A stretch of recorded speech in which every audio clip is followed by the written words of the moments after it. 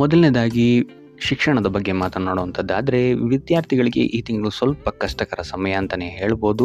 So ನೀವು ಅಂದ್ಕೊಂಡಂತಹ result ನಿಮಗೆ ಸಿಗೋಕ್ಕೆ ಹೆಚ್ಚಿನ ಪರಿಶ್ರಮವನ್ನು ನೀವು ಹಾಕಬೇಕಾಗುತ್ತೆ. ಇನ್ನು ನೀವೇನಾದರೂ ಸ್ಪರ್ಧಾತ್ಮಕ ಪರೀಕ್ಷೆಗಳಲ್ಲೇನಾದ್ರು ತಗೊಳ್ತಾ ಇದ್ದೀರಾ ಅಂತ ಹೇಳಿದ್ರು ಸಹಿತ ನಿಮಗಿಲ್ಲಿ ಸ್ವಲ್ಪ ಅಡೆತಡೆಗಳ ನಂತರ ನಿಮಗಿಲ್ಲಿ ಯಶಸ್ಸು ಸಿಗುತ್ತೆ ಅಂತಲೇ ಹೇಳ್ಬೋದು. ಸೊ ಆದ್ದರಿಂದ ಸತತ ಪ್ರಯತ್ನವನ್ನು ನೀವಿಲ್ಲಿ ಮಾಡಬೇಕಾಗತ್ತೆ ಈ ಯಶಸ್ಸು ಸಿಗೋಕ್ಕೆ.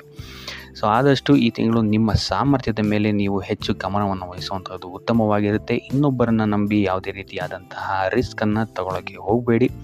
ಇದಲ್ಲದೆ ನಿಮ್ಮ ಗಮನ ಹೆಚ್ಚು ಮನರಂಜನೆಯ ಕಡೆ ಇರುತ್ತೆ ಅಂತಲೇ ಹೇಳ್ಬೋದು. ಸೊ ಇದರಿಂದಾಗಿ ಇಲ್ಲಿ ನಿಮ್ಮ ವಿದ್ಯಾಭ್ಯಾಸಕ್ಕೆ ಸ್ವಲ್ಪ ತೊಂದರೆ ಉಂಟಾಗಬಹುದು.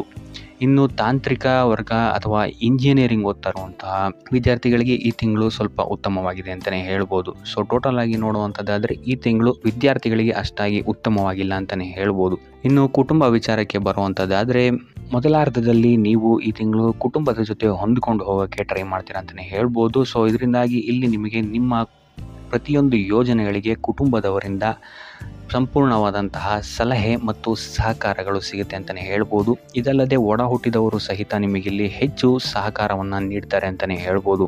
ಕುಟುಂಬದಲ್ಲಿ ಮೊದಲೆರಡು ವಾರಗಳು ಹೆಚ್ಚು ಸಕಾರಾತ್ಮಕವಾದಂತಹ ವಾತಾವರಣನೇ ಇರುತ್ತೆ ಅಂತಲೇ ಹೇಳ್ಬೋದು. ಇದಲ್ಲದೆ ನಿಮ್ಮ ಪ್ರೀತಿಯ ಸಂಬಂಧಗಳಲ್ಲಿ ಸ್ನೇಹಿತರ ಒಡನಾಟವನ್ನು ಆದಷ್ಟು ನೀವು ತಪ್ಪಿಸುವಂಥದ್ದು ಉತ್ತಮವಾಗಿರುತ್ತೆ. ಕೊನೆಯ ವಾರವೂ ಸಹಿತ ನಿಮಗಿಲ್ಲಿ ಅತ್ಯುತ್ತಮವಾಗಿದೆ ಅಂತಲೇ ಹೇಳ್ಬೋದು. ಸೊ ನಿಮ್ಮ ಸಮಯೋಚಿತ ನಿರ್ಧಾರಗಳಿಂದ ನಿಮ್ಮೆಲ್ಲ ಸಮಸ್ಯೆಗಳನ್ನು ನೀವು ಈ ತಿಂಗಳು ನಿಮ್ಮ ಕುಟುಂಬ ವಿಚಾರದಿಂದ ದೂರ ಮಾಡ್ಕೊಳ್ತೀರಾ ಅಂತಲೇ ಹೇಳ್ಬೋದು. ಇನ್ನು ದಿನ ಕಳೆದಂತೆ ನಿಮ್ಮ ಮನೆಯ ವಾತಾವರಣ ಶಾಂತಿ ಮತ್ತು ಆಹ್ಲಾದಕರವಾಗಿರುತ್ತೆ ಅಂತಲೇ ಹೇಳ್ಬೋದು. ಸೊ ಟೋಟಲ್ ಆಗಿ ನೋಡುವಂಥದ್ದಾದರೆ ಕುಟುಂಬ ವಿಚಾರದಲ್ಲಿ ಈ ತಿಂಗಳು ನಿಮಗೆ ಉತ್ತಮವಾದಂತಹ ಫಲಗಳಿದೆ ಅಂತಲೇ ಹೇಳ್ಬೋದು. ಇನ್ನು ಆರೋಗ್ಯ ವಿಚಾರಕ್ಕೆ ಬರುವಂಥದ್ದಾದರೆ ಆರೋಗ್ಯ ವಿಚಾರದಲ್ಲೂ ನಿಮಗೆ ಈ ತಿಂಗಳು ಉತ್ತಮವಾಗಿದೆ ಅಂತಲೇ ಹೇಳ್ಬೋದು. ಈ ತಿಂಗಳು ನೀವು ಹೆಚ್ಚು ಶಕ್ತಿವಂತರಾಗಿರ್ತೀರಾ ಅಂತಲೇ ಹೇಳ್ಬೋದು. ನಿಮ್ಮ ಕೆಲಸದ ಸಾಮರ್ಥ್ಯವೂ ಸಹಿತ ಈ ತಿಂಗಳು ಹೆಚ್ಚಾಗಿರುತ್ತೆ ಅಂತಲೇ ಹೇಳ್ಬೋದು. ಸೊ ಮಾಡುವಂತಹ ಪ್ರತಿಯೊಂದು ಕಾರ್ಯಗಳಲ್ಲೂ ನಿಮ್ಮ ಶಕ್ತಿ ನಿಮಗೆ ಸಹಕಾರಿಯಾಗಿರುತ್ತೆ ಅಂತಲೇ ಹೇಳ್ಬೋದು. ಇನ್ನು ಇದಲ್ಲದೆ ದೀರ್ಘಕಾಲೀನ ರೋಗಗಳಿಂದ ಏನಾದರೂ ಬಳಲ್ತಾ ಇದ್ದರೆ ಈ ತಿಂಗಳು ನಿಮಗೆ ಇದರಿಂದ ಚೇತರಿಕೆಯ ಸಮಯ ಆಗಿರುತ್ತೆ ಅಂತಲೇ ಹೇಳ್ಬೋದು. ಸೊ ಆದಷ್ಟು ನಿಮ್ಮ ಸಾಮರ್ಥ್ಯವನ್ನು ಹೆಚ್ಚಿಸಲು ಆರೋಗ್ಯಕರ ಆಹಾರವನ್ನು ಸೇವಿಸುವಂಥದ್ದು ನೀವು ಉತ್ತಮವಾಗಿರುತ್ತೆ. ಇದು ಅಲ್ಲದೆ ನಿಮ್ಮ ದೈನಂದಿನ ಕಾರ್ಯಗಳಲ್ಲಿ ಯೋಗ ಮತ್ತು ಧ್ಯಾನವನ್ನು ಸಹ ಮಾಡುವಂಥದ್ದು ನಿಮಗೆ ಉತ್ತಮವಾಗಿರುತ್ತೆ ಅಂತಲೇ ಹೇಳ್ಬೋದು. ಸೊ ಆದಷ್ಟು ಕರಿದ ತಿಂಡಿಗಳಿಂದ ದೂರ ಇರುವಂಥದ್ದು ಒಳ್ಳೆಯದು. ದೈಹಿಕವಾಗಿ ಮತ್ತು ಮಾನಸಿಕವಾಗಿ ಈ ತಿಂಗಳು ನೀವು ಹೆಚ್ಚು ಸ್ಥಿರತೆಯನ್ನು ಕಾಣ್ತೀರಾ ಅಂತಲೇ ಹೇಳ್ಬೋದು. ಇನ್ನು ವಯೋವೃದ್ಧರಿಗೆ ಮಧುಮೇಹದಂತಹ ಸಮಸ್ಯೆಗಳು ಸ್ವಲ್ಪ ಕಾಣಬಹುದು. ಸೊ ಆದ್ದರಿಂದ ಯಾವುದೇ ರೀತಿಯಾದಂತಹ ಆರೋಗ್ಯ ವಿಚಾರವನ್ನು ನೆಗ್ಲೆಕ್ಟ್ ಮಾಡದೆ ವೈದ್ಯಕೀಯ ಸಲಹೆಯನ್ನು ಪಡೆಯುವಂಥದ್ದು ನೀವಿಲ್ಲಿ ಉತ್ತಮವಾಗಿರುತ್ತೆ ಅಂತಲೇ ಹೇಳ್ಬೋದು. ಸೊ ಒಟ್ಟಾರೆಯಾಗಿ ಆರೋಗ್ಯದ ದೃಷ್ಟಿಕೋನದಿಂದ ಅತ್ಯುತ್ತಮವಾದಂತಹ ಫಲಗಳನ್ನು ನೀವು ಈ ತಿಂಗಳು ನೋಡ್ತೀರಾ ಅಂತಲೇ ಹೇಳ್ಬೋದು. ಇನ್ನು ವೃತ್ತಿ ಜೀವನಕ್ಕೆ ಬರುವಂಥದ್ದಾದರೆ ನೀವು ಈ ತಿಂಗಳು ಯಾವುದೇ ಪ್ರಮುಖ ಕೆಲಸಗಳನ್ನು ಮಾಡಬೇಕಾದ್ರೆ ನಿಮ್ಮ ಪೋಷಕರ ಆಶೀರ್ವಾದವನ್ನು ಪಡೆಯುವಂಥದ್ದು ನಿಮಗಿಲ್ಲಿ ಅದೃಷ್ಟವನ್ನು ತರುತ್ತೆ ಅಂತಲೇ ಹೇಳ್ಬೋದು. ಸೊ ಇಲ್ಲಿ ನಿಮ್ಮ ಪ್ರತಿಯೊಂದು ಕಾರ್ಯಗಳು ಸಹಿತ ಉತ್ತಮ ಸ್ಥಿತಿಯಲ್ಲಿರುತ್ತೆ ಅಂತಲೇ ಹೇಳ್ಬೋದು. ಸೊ ಅನೇಕ ನಿಂತಹ ಕೆಲಸಗಳು ಸಹಿತ ನಿಮ್ಮ ಪೋಷಕರ ಆಶೀರ್ವಾದದಿಂದ ನೆರವೇರುತ್ತೆ ಅಂತಲೇ ಹೇಳ್ಬೋದು. ಸೊ ಇದು ಅಲ್ಲದೆ ಈ ತಿಂಗಳು ನಿಮಗೆ ಹೆಚ್ಚಿನ ಅವಕಾಶಗಳು ಸಹಿತ ದೊರೆಯುತ್ತೆ ಅಂತಲೇ ಹೇಳ್ಬೋದು. ಸೊ ಆದ್ದರಿಂದಾಗಿ ಈ ತಿಂಗಳು ನೀವು ನಿಮ್ಮ ಸಮಯವನ್ನು ಉತ್ತಮವಾಗಿ ಬಳಸಿಕೊಳ್ಳುವಂಥದ್ದು ಉತ್ತಮವಾಗಿರುತ್ತೆ.